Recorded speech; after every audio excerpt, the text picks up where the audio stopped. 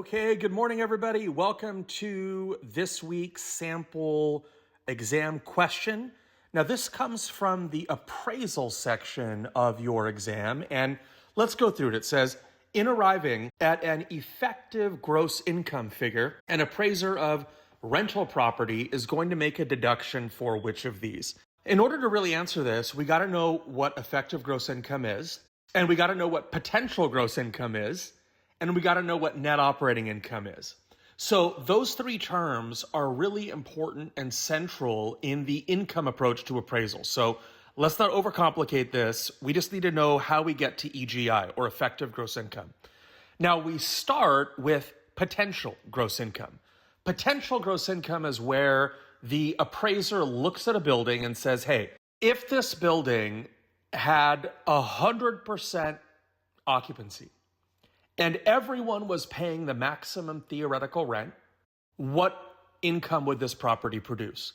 That is potential gross income. Now, we all know that really no building is going to have 100% occupancy. And if it were 100% full, it's not like every single square foot of that building is getting maximum theoretical rent.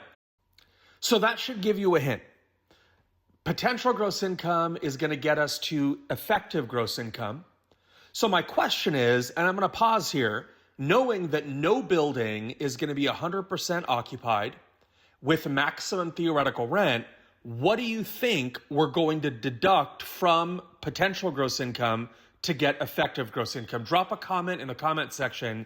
I'll give you a couple seconds to think about it. But what do we need to deduct to get to EGI?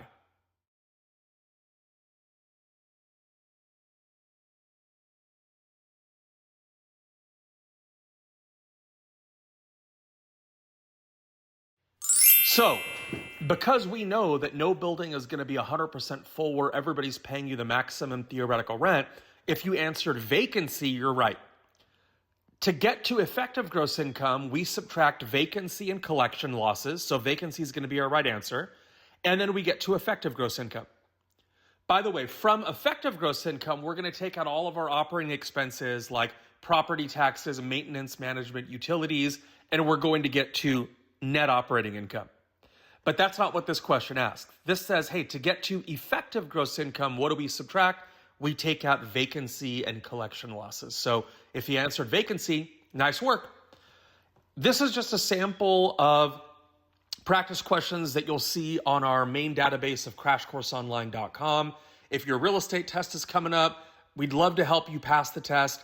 Go to crashcoursonline.com and get the full program, and we will catch you guys on the next one. Thanks.